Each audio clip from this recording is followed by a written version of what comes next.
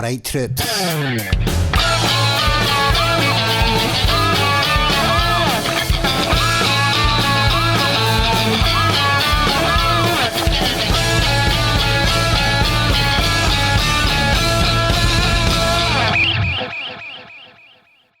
Adele, great to have you back on the show. How are you keeping?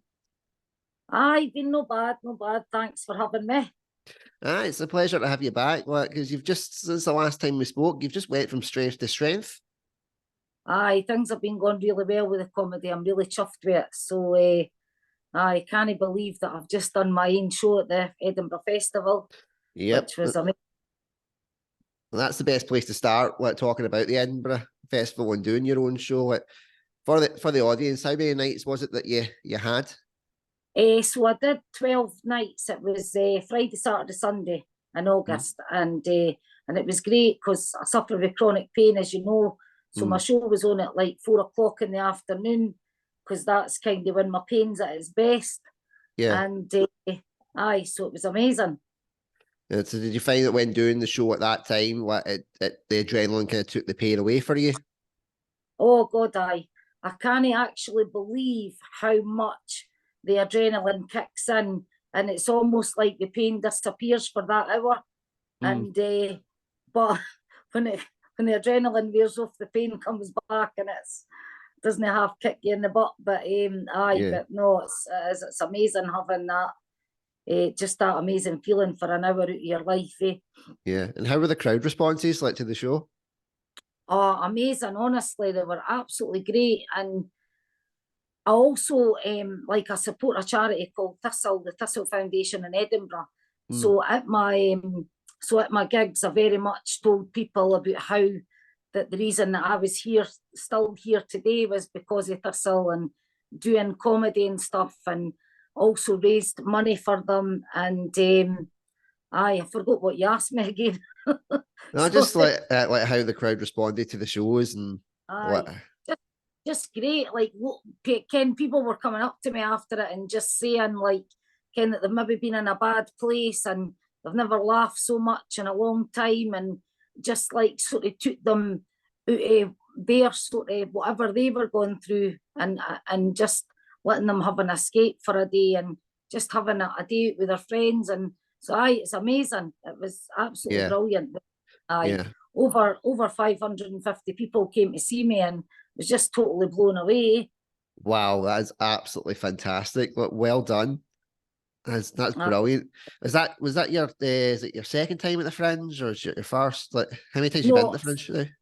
So that's my second time, but the first time I did it with 3 other guys. Like, we all done like sort of like 50 minutes each. Although I tend to play their tight at times, and mine's kind of goes on. But so maybe like over 200 people came to see us last year, and then everybody was saying you need to bring your own show to the Fringe. So I went away and wrote a show, and it was so successful and it was amazing. So things are all good. Yeah, how did you find actually applying to get your show at the Fringe and stuff? Because I've heard from some people that have said it's an absolute pain in the backside to try and get it, your own show up. And that's why people jump on to other people's shows. But so what was your experience with actually getting your own show to that point? Well, see, I'm quite lucky because back in January, Mark Robertson got in touch with me, and he was like, "So you got to bring a show to the Fringe," and I was like, "Oh, I don't know, I'm so nervous," and he was like, "Come on." So he did everything. So I haven't got a clue what the procedure is for taking a show to the Fringe, because all I had to do was turn up. So that was amazing.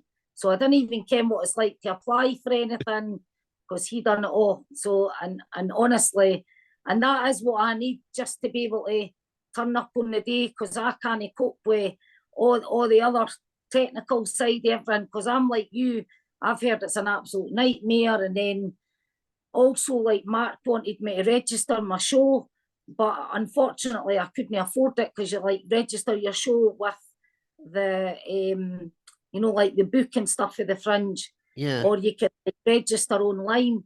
So because they thought that would make the show an even bigger success, but unfortunately I couldn't afford to do that. So so it was just kind of word of mouth and it getting out there, and God did it get out there. So Yeah, well, aye, amazing. considering 550 people, like you said, came to the show. There are big acts that come to the Fringe and don't even do that. Like Really. that's absolutely amazing. It's fantastic. And when it came to like the flyer inside of it, how did you find doing that? Well, again, see, because of my pain, Andrew, it takes so much out of me.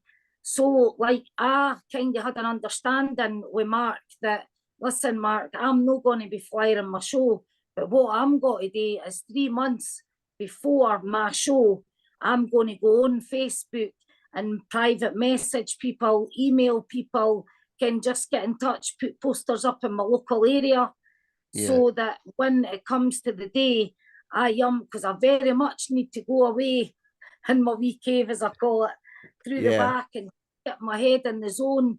So, and Mark was really great about all that. And then, like, so he would, like, obviously, I would flyer, like, when I first came into the venue, and I'd speak to people at the tables, but I didn't kind of go into the crowd, just because I don't know if that'll ever leave me, but I really need to go and have like half an hour, 45 minutes to myself to yeah, just kind of get in the zone and do yeah. my belly breathing and my mindfulness. And so, That is the true performer in you, Adele. Because there's like when I did like the acting and stuff, people would always be like, Andy is really weird. He's just shutting down for like about an hour. I wouldn't speak to aye, anybody. I wouldn't talk to aye, anybody. What it was because like I knew I needed to get myself in the right frame of mind. Like half the aye, time my nerves would be kicking off and I'd have to run to the lobby, so that would take 20 minutes as well. But definitely. Oh, so so there's all that parts of it that people don't realize, that if you're doing the rest of it as well, you don't get that mm, chance to center yourself, oh. because it helps you deliver a better show, I think. Mm-hmm. And see, the thing is, like, I love speaking to people, so I would actually like going out and flying and having a chat with people, but Mm, I couldn't like do that and then go in and do a show, because my head would just be all over the place, and I get so nervous. mm. Like, oh, the nerves are terrible, and I Yeah, think, God, are they ever going to leave me? But I I was watching think, a yeah, story. no, I was going to say, like, it's probably going to be the same thing that I'm telling you that you'll probably heard, but I get told if the nerves leave you, you're in trouble. Aye, well, that's what I was just got to say. I have Mm, heard that. So, can they say that you're nervous because you care so much? yep. And I really do care, because, especially in a time where people are forking out their hard-earned cash to come and see a show, and Mm, it's like, and then can you ken yourself when you're got a day at the festival how much organisation goes to try to get your mates off at the same time, and it's just like, it's quite a big thing going up to the festival for the day. mm, So you want people to have, like, I really want folk to be belly laughing mm. and just have a really good time. Yeah, and I always heard horror stories about the festival, not because of my dad. He's a painter and decorator, and he used to work through Edinburgh. That was where his base was. And every August, he'd be going through with his van, and it would take him an extra like 45 minutes just to get through the town centre, Mm. because he'd be having to avoid knocking over jugglers and cyclists, and he'd come home absolutely raging about it. And for a long time, I was like, if I ever tell my dad that I'm going to perform at the Fringe, he's going to run me over with his van and no care. And I was like, It's but so yeah, he's mellowed down, thankfully, since then, because he no longer works through in Edinburgh, so that's probably right. why he's calmed down a bit. But yeah, see, when it comes to like post show, like you've just done the show and then you're coming out to see everybody. What?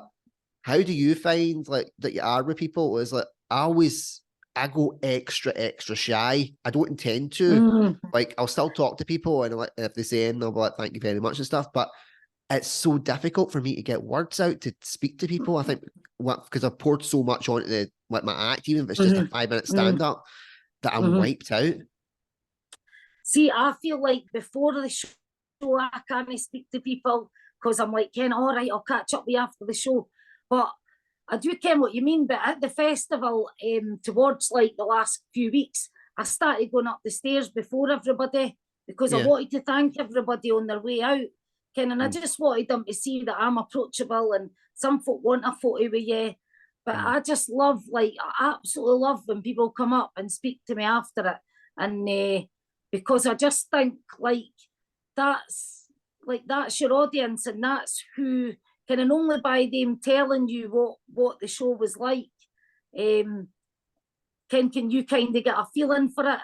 Because sometimes when you're up there doing an hour show, sometimes I forget half the things that I said because I do a lot of ad-libbing, and although I've wrote a show, so like I just sometimes, and like you can obviously see people laughing, but when people actually tell you what they're feeling, and also like I say about me with Thistle and stuff, lots of people were telling me like they suffer really badly with depression or they suffer chronic pain, and then they were so not only was I wanting to raise money for Thistle through doing my show, but I wanted to make awareness of Thistle, and also to people who are struggling to say, Ken, there is help out there. So I got a really amazing response for that, and loads of people who've then went since the festival and went and got help and messaged me saying, I'm going to be doing a lifestyle management course, or I've been speaking to a wellbeing practitioner. So Ken, very much when I got into my comedy, was I going to bring Thistle through as well. So, because as you can, I had a nervous breakdown in 2019, and I couldn't cope with being disabled and my chronic pain, and the Thistle Foundation just helped me get my life back together, and I'll always be so grateful to them for that. Yeah, and how's it been going with the Thistle Foundation? I mean, if you don't mind me asking, how much did you raise for them, through the run? So I raised £775, and Fantastic. it's amazing. It's absolutely great, because I didn't even realise that people still carried cash. Ken, so like we had a bucket at the end that people just chucked money into and stuff. So, but I couldn't believe, like, and a couple of times I bloody forgot to put the bucket out. But Mark was really good at. He used to bring it out his car. He would leave it in there and then come out at the end of the show, and then so we couldn't believe at the end of it, like what was raised. It was amazing. That's absolutely brilliant, and well done to you. And I've got to say, because obviously I couldn't make it, because that was sadly when that's when I was going down this morning.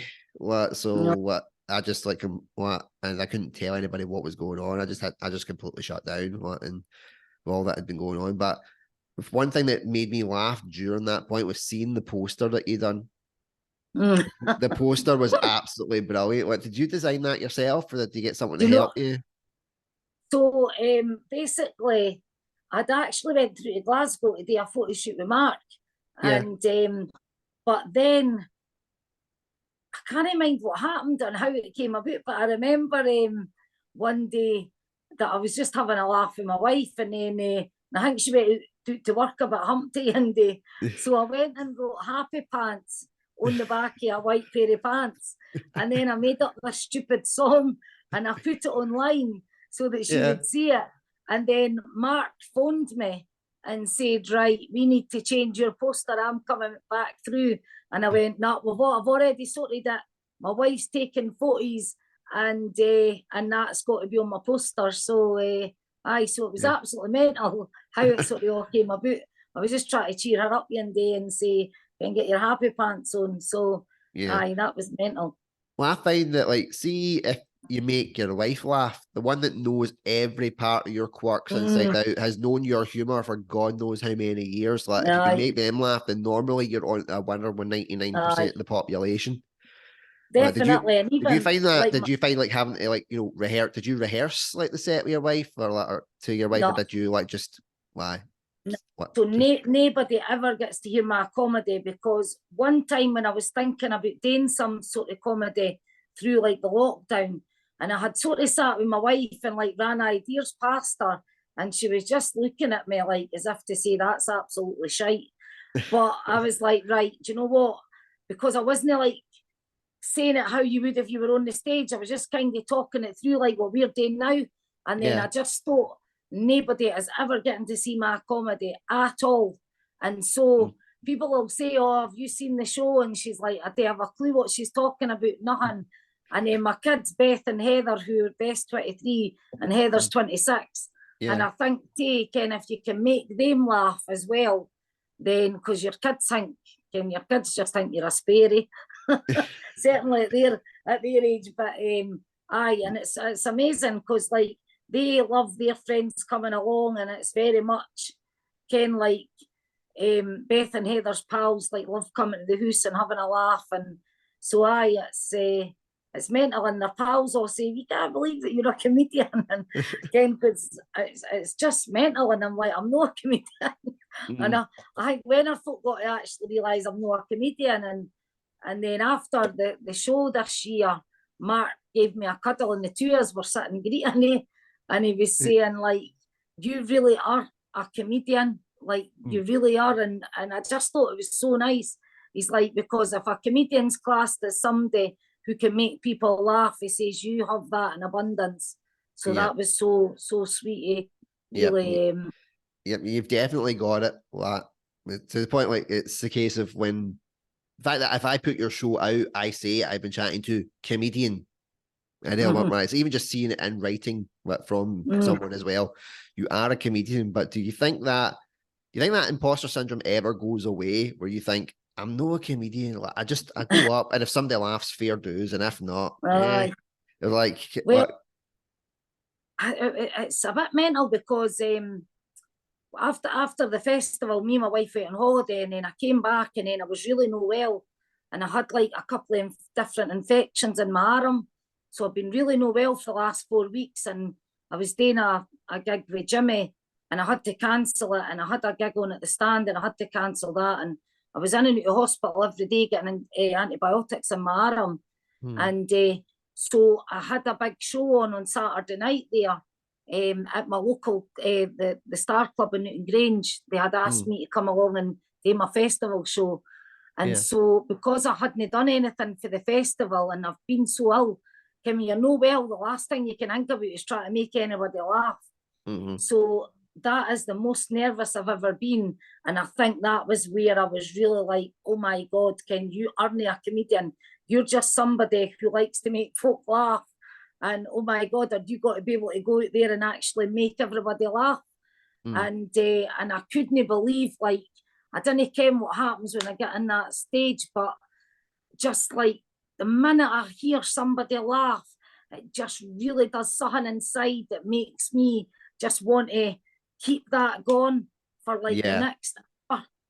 And I think on Saturday night was the first time where I actually thought, Ken, maybe I'm a comedian. But I think I do get exactly what you mean with the stage though. It's like you all of a sudden, like you click into like a persona of yourself. And you're like, okay, well, I'm going out and I always say I'm like the heightened version of me. It's like it's me, but if you took that dial and just went whoop, and just cranked the volume up on it, what is that something that kind of maybe would ring true at yourself, or do you just think it's a case of, right, I'm in the zone, let's go time?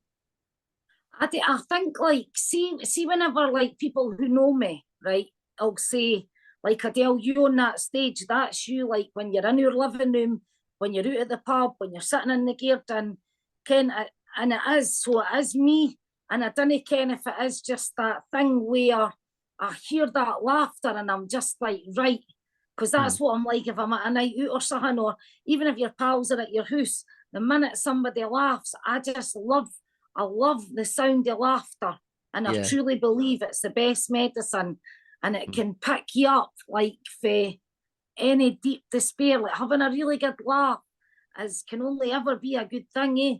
Yeah. So I reckon if it's called getting in the zone, but I never feel like I'm being anybody else other than me. Kind of sometimes, like on Saturday night, I was sitting on a chair and saying, right, come on, what you sort of kid when you're in my living room, I've got to tell you a wee story about Scary Mary, my mum, Ken, and so I do, Ken, but that is, I always feel like I'm being myself, and it's nice when my family and friends say like that is, because my mate said, I can't believe my pal Susan's like, I can't believe I've got to go and pay and see her. I got all this shit for free being her pal. And that's quite nice, eh? That probably explains why a lot of my mates never came to my shows. Well, they just thought, like, why are we going to pay to see this fucker when he's just going to invite us up for a guy's night and play poker and say the exact Aye, same shite that he's going to say on stage? exactly, exactly. Well, it was But why then I, that's that. yeah, that's why I always got away with it when it was acting, because I'm like, well, I'm no me, I'm a character. Come see the character Mm, doing this stuff rather than me. aye, aye. Because I was even out with my mates and my wife the other week there, and they were saying, well, a few weeks back before I got no well, and they were saying like they just can't believe, like, Ken, there's me and then there's the me that's on stage. And I think sometimes I'm like, oh, I can't actually believe I actually get up there. Ken, Yeah. sometimes, especially when I hadn't done anything for like what, 6 weeks or so, 7 weeks. Hmm. So aye, it's the first time ever. My niece was at my show the other night there, and I phoned her up. I was through the back, and I'm saying, Lisa, go and come through. And she's like, what is it? And I went, go and get me a double Southern Comfort and a lemonade. And I've never had a double in my life, but I felt so nervous, because I think you think like, just when you're dealing with chronic pain too, your memory can be crap with all the painkillers you're on, Yeah. and you think, I've got to remember everything, and then, but I think like when I go on stage as well, I'm not a comedian who's really polished, because I just want to be me, and Hmm. how I would like say it. Ken, I didn't sit like you were saying about rehearsing.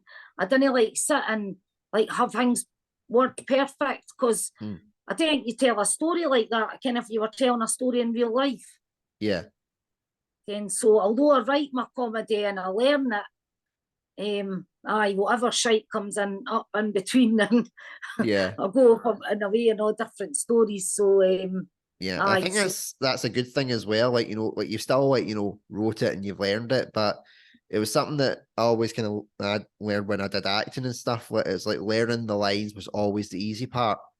And it mm, was like, why is that the easy part? And I'm like, mm, because actually performing it is the hard part. aye, Once the lines are in aye, your head, you can act like you can throw those bits in, like you say, like if you know where the punchline's going, like you can mhm, throw in your little ad libs and you can talk to people and you're more aye, relaxed. You can aye. experiment with things and mess about with stuff.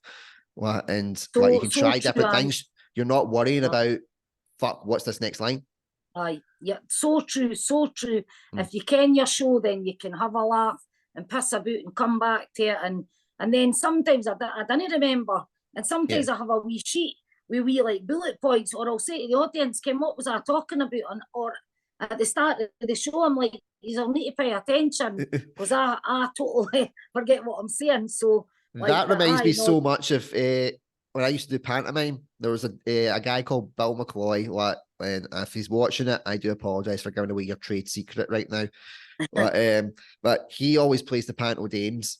Like, and one of the things that he does, if he forgets a line, he'll just tell the audience, he'll be like, "What was it I was saying again?" Well, it was aye, something. It was something to do with blah blah blah, and then he'll go, "Oh, there mhm, it is," kind of thing, and he'll aye, plug on and he'll do it. Well, and that's the way that when you were describing it there, like that's something. When it's pantomime, you can get away with that mm, because you are talking to the mm, audience all the time. And mm, stand up is essentially the same deal. You can go, "What was that? mm, What was I on about? Someone remind me. Like, someone tell me what I mm, was talking about. Aye, there we go. The chicken. Okay." aye. And just No, carry on. definitely. Aye, because I always think as well, like on it, like I'm a dead honest person, and I think like if you tell people that you forgot something, then they're going to help you. Where why sort of pretend, and because I honestly like totally forget. Ken, like I mean, I've even shouted it to my wife. Ken, she's maybe been to the show. Like I think she came to the show 8 times out of the 12 shows, and I'm like, what do I say at this bit again? And then sometimes she'll shout out and folk will laugh, Ken. And it's mental because, like, Ken, it's just, it's real. Because folk will Yeah. even say, I remember that last year, in 2022, when I done a gig at the festival, first Yeah. gig I did, I bloody forgot my whole set, right? And I Yeah. said the first line 3 times. And then I went back through backstage, brought in my laptop, got my set up, and I was like, no, no, no. Oh, I've remembered it. And everybody thought this was hilarious, right? Yeah. And after the show, they were all like, oh, that was brilliant how you forgot all your whole set and brought that through. It was hilarious. And I'm like, it's totally true, Ken. Yeah. But Yeah. it's just, it's like sometimes the things are so true. It's like folk think you're having a laugh. it's like when you're doing like new material nights. Like I was doing one on Sunday, and I thought, fuck it, I'm going to try all new material. And the first line I'd said was talking about something, talking about cold water dipping. And people went, "Oh, I know what that is," and I was like, "Holy fuck, I wasn't expecting that." So I was like, "Right, you have I was like, for the sake of this bit, you need to pretend you don't know, otherwise I am fucked with the rest of this set." And they just burst out laughing. They thought that was brilliant, and I'm like, no, it was actually, I was like deer in headlights. I'm like just being completely honest. Like I was not expecting. It's like I know cold water dipping, people know it, and I'm like, but I was still like, I hadn't prepared for responses just yet because I was literally just flying off the seat of my pants when I was doing it. My happy pants, if you will. and it's mental as well, because it's like when you first start out in comedy, you're like so like panicking about stuff, and then kind of like you maybe like write a show, or you write a set or whatever, whether it's 5 minutes, half an hour, whatever. It's like you never sort of prepare for how the audience is going to act. So like you're saying, when they shout something out, you're like, oh my God, I wasn't. Now I'm kind of like, oh, shut the fuck up again. But I just can knock you off your train of thought, eh? Yeah. So it was like, even when I was doing like a bit of, like at one point my glasses flew off my head and they landed on the floor and they burst out laughing, and I went, my glasses have had more laugh than I've had my entire set. Like, and that's me just being honest. Like, and they were just, then again, that got even more of a laugh, and I'm like, well, you're 2 for 2, guys. Do you want to take over? But it's true, honestly. Yeah. And see, like as well, I think a lot of people like my ad libbing because like they'll ken that it's there and then. It's no like it's no made up. And sometimes folks say that's when you're at your funniest, because you just go on a rant about something, eh? But yeah, and that's really, I've noticed that's a real talent, to be able to just ad lib, like if somebody shouts out or whatever, because that is, like you're saying, it can be so off-putting. Even if somebody's shouting out something nice, it can be so, oh, you're just not expecting it. And and it was like, it's like when it came to like the acting side of it for me, or from doing like presenting or whatever, I can ad lib like fuck, because like I know that I've done it long enough, I'm comfortable enough to do it. But see, when it's stand up comedy, no matter how many times I've done it or how many times I've tried it, like it's just freeze. Like, so I really envy people that can do like those ad libs and they can do that kind of stuff. Like, because my mind just goes like, oh, what the fuck am I gonna do now? What? And I don't know if it's a case of like, because when I'm doing presenting or I'm doing acting, like I do have that little bit more of I've got a not like a shield up, but there's a persona, like I said, and I'm still crafting the one for comedy, where it's still quite vulnerable. But that's why I do the thing. I do like what you do. Like at the end of any time I do it, I go, look, I was absolutely bricking it here, and he's made me really welcome. Thank you so much. And it just sways them all back. And like, you were so honest. I'm like, well, what would you rather, maybe? No, definitely. Honesty's the best policy. Yeah. Because how can people will say to me, oh my God, like I could never imagine getting up there. And I think people realise, like, I mean, see, stand up. I was actually talking to my mates the other day there, and I was saying, what do you think's harder, being a singer or doing stand up? And they're saying, oh, stand up, because when you're singing, you ken the songs, folk like the songs, and that's it. Where when you're doing stand up, and especially like when you didn't practice it round anybody, I didn't ken, like when I took my show to the festival, I hadn't done any of that anywhere else.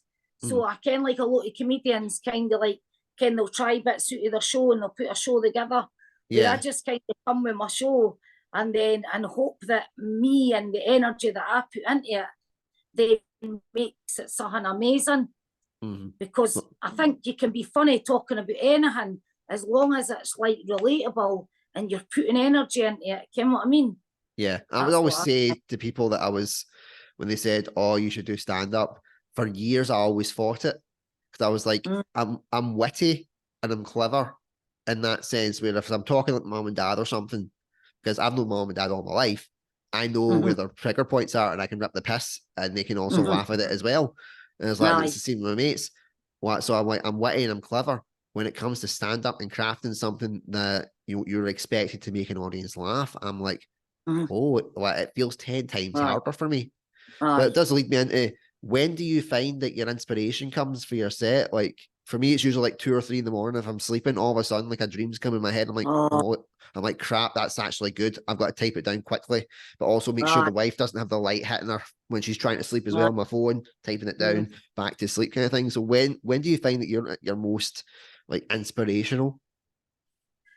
See, that has happened like a lot of times through the night. That has really happened, and you're like, oh my God, that's hilarious. And then I didn't get up and I fall asleep. And then in the morning, I'll say to my wife, Linda, oh, that was like, oh, I had this really amazing idea. It was so funny. And then she's like, well, what was it? And I'm like, I did again. So that has happened. But sometimes I think it can come from anywhere. It can come when you're like out with your mates or you're having a laugh, or I tend to try and get out and be about people, because then I think like I have ideas, or if I'm watching the telly or something. But sometimes, like there, when I wasn't well, I never had any inspiration at all. I was just ill, and that was it, and it was a nightmare, and like doctors were telling me to rest. And then like on Friday, I knew I was doing the show on the Saturday, so I just started like writing things. And then sometimes just when you actually sit down and write, you're like, oh, and you can't get it done quick enough because there's that many ideas. So I think it comes from all different places. I can't say like it's one thing.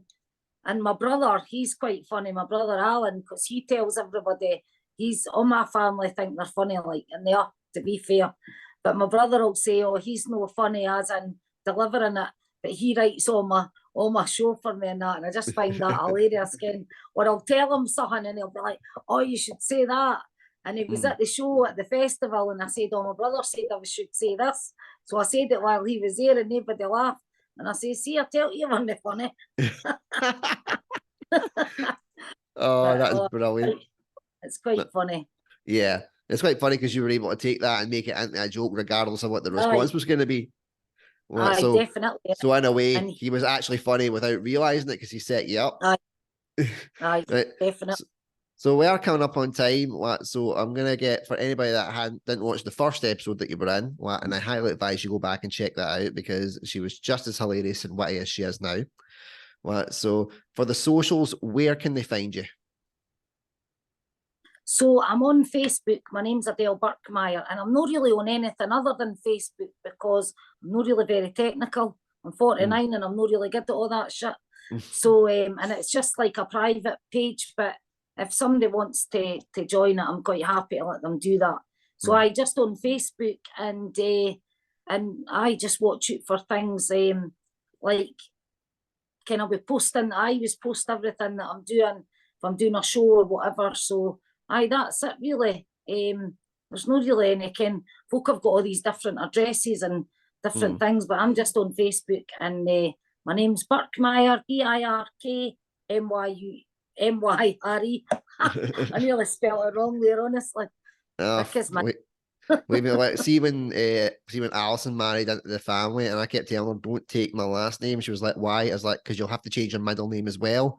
She's like, what? She was like, you have to change it to, how'd you spell that? Oh, definitely. Everybody, or it's Birkmyre, and everybody does Buck, like Buck, and it's Birkmyre, and it's nightmare. So No, don't worry. Like, I've put a wee logo like saying exactly how you spell your name. If they are trying to look for you, and obviously I'll keep an eye out for the links in the descriptions and stuff as well. I'll do the tech parts. Don't worry. Oh, that's amazing. Thanks, Andrew. Well, Adele, it's nice seeing you too. You took the words right out of my mouth, as Meatloaf would say. Must have been while you were kissing me. I hope neither of our wives watched that part. But Adele, it was absolutely brilliant getting to speak to you. I'm really glad that you're feeling better now, and you're back out getting the comedy again. Hopefully by this time next year when you're back at the Fringe, because I know you're the Arnold Schwarzenegger of the Fringe. You will be back. Aye, and well, look out for me next year, and yep, I've got a sponsor this year, so hopefully fantastic. I'll be on the Fringe book and the website.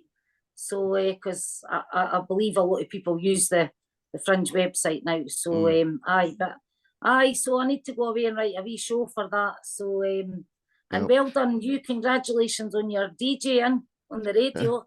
Thank you, thank you. Like I say, it's a wee volunteer job, a couple hours a week. What, and if I get any other what shifts I take them, like that's again, it's a wee something just to get the creativity out when I need to. Like, as if I didn't have enough, you know.